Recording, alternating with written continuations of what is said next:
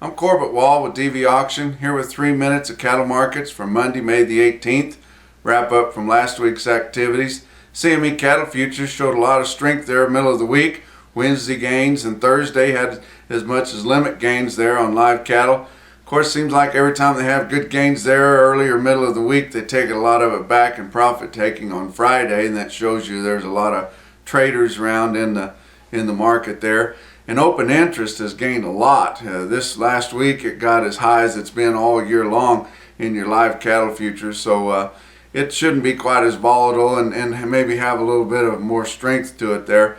But you know, the market got as high as 154.50, never settled that high, but got that high, and that would be closing the gap there between there and what cash is, but settled there late in the week at 152.52. The avian flu could have given some of that support there. Your chickens have really had their battles here in the last few months.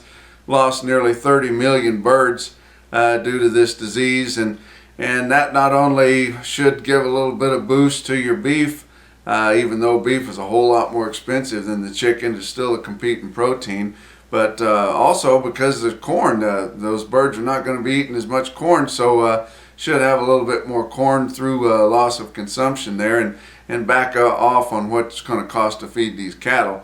But fat cattle late in the week sold, had a few sales at 161. We really haven't had an active trading session for a few weeks there, and nothing coming in middle of the week. Everything's been real late in the week. It's like had a few sales this week at 161 real late, and 257 in the northern feedlot areas there real late, but nothing you can really sink your teeth in or would give a lot of strength to the market.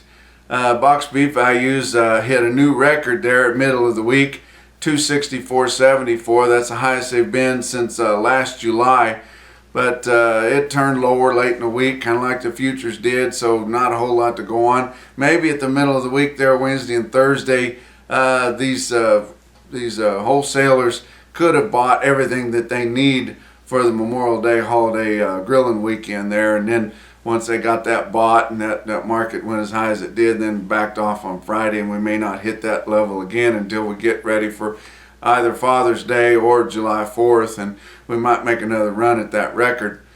Feeder cattle ended the week about like they had started the week there, with your feeder cattle or feedlot replacement cattle selling steady to $3 higher, spots up to $8 higher, especially in the northern plains.